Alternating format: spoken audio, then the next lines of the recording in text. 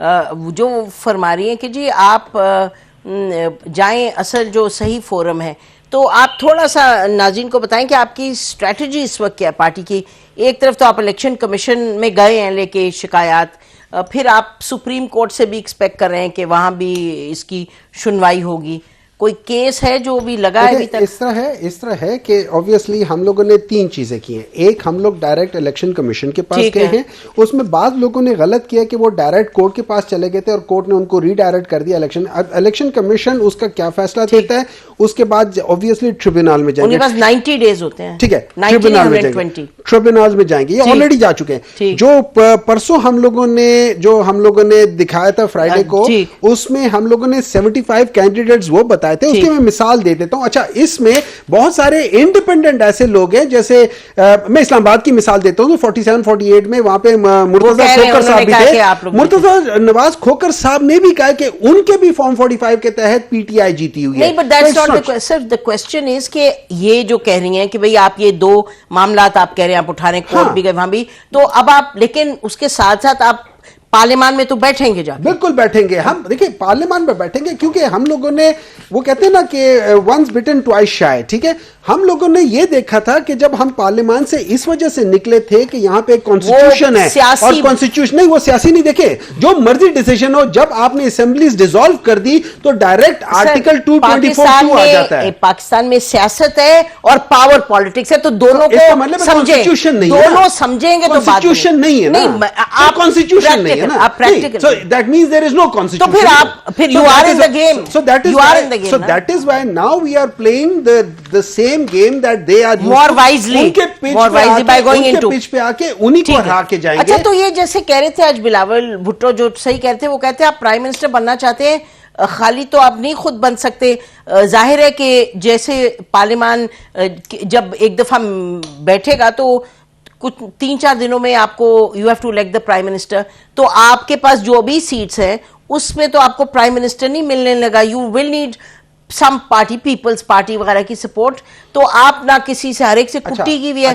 बात किसी से आप कर नहीं रहे।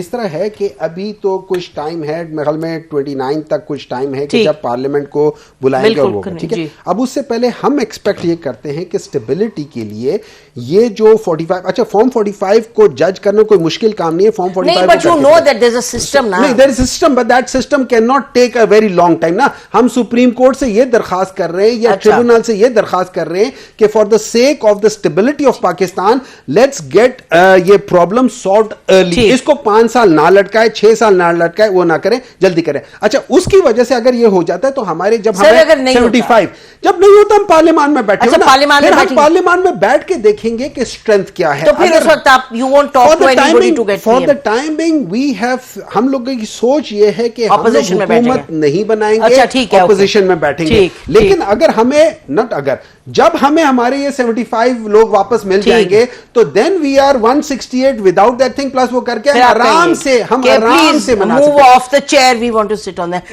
This is what you think you will be able to. अच्छा ठीक है, तो फिर शर्मिला साहब, यू गॉट द आंसर ना।